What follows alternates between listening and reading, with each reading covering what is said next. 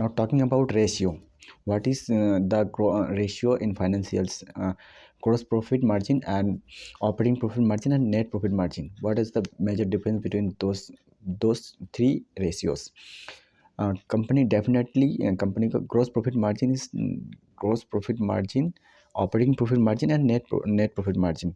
Net profit margin is the lowest part, bottom line, जिसका company को at the सारी कुछ करने के बाद जो बचता है वो है net profit. At the end मान के चलो 100 रुपया में 100 रुपया का सामान वो 100 रुपये का सामान 250 में 200 ये सॉरी 100 रुपये का सामान 250 कहा 100 रुपये का सामान 130 में बेचा। So after all the deduct all the taxes interest और एवरीथिंग मैन्युफैक्चरिंग जो भी उसका एक्सपेंस आता है, चार्जेस कॉस्ट आता है, उसको छोड़ छाड़ के जो भी आया है वो है 130 में बेचा है। 100 में रेडी हो गया और 130 में बेचा, तो 30 रुपीज़ इस कंपनी का प्रॉफिट है। ठीक है, so it is net profit.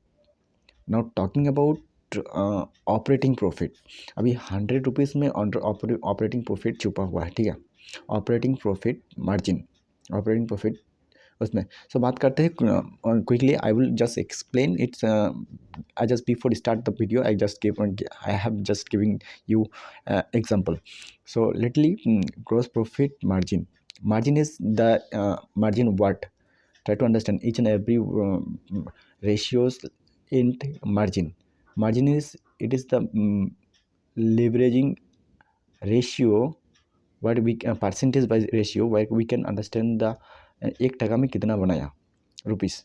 Correct, तो प्रॉफिट मैं फार्मूला के साथ बताता हूँ कि ग्रॉस प्रॉफिट मार्जिन क्या है। Gross profit margin, operating profit margin, net profit. So first of all talking about operating profit margin, company sales करता है, सेल्स के बाद जो भी उसका एक्सपेंस होता है वो एक्सपेंस करता है, एक्सपेंस को डिडक्ट करने के बाद जो बचता है वो है ऑपरेटिंग प्रॉफिट। ठीक है, ऑपरेटिंग प्रॉफिट।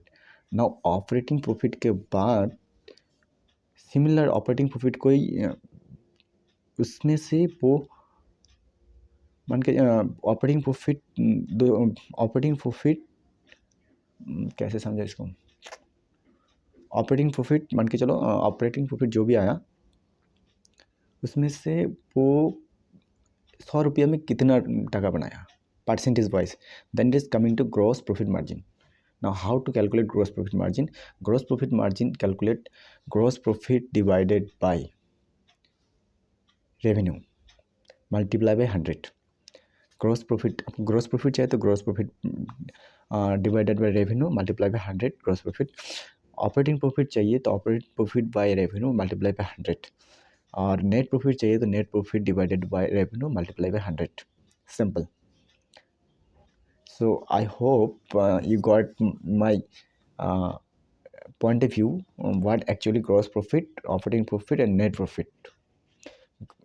ऑपरेटिंग प्रॉफिट है कि कंपनी किसी माल को बेचा, सेल्स किया, सेल्स के बाद उसका जो भी एक्सपेंसेस हुआ वो डिडक्ट करने के बाद जो अमाउंट आया वो है ऑपरेट करने के बाद जो प्रॉफिट आया operating profit.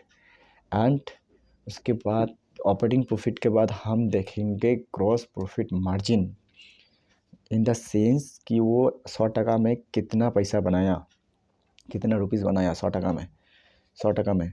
So percentage wise then it's come to gross profit margin.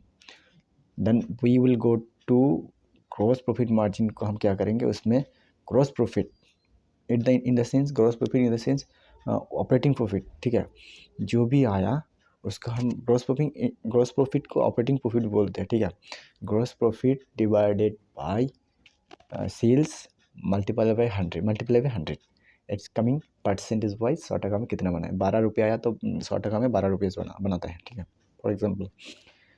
उसके बाद नेट प्रॉफिट, अब मान के चलो सारे झूठ झाम जो भी आया वही है, उसके बाद नेट प्रॉफिट, इसमें ग्रॉस प्रॉफिट ही तो एक पैरामीटर हो सकता था, नेट प्रॉफिट क्यों आया फिर बाद में, इतना से ही हो जाता।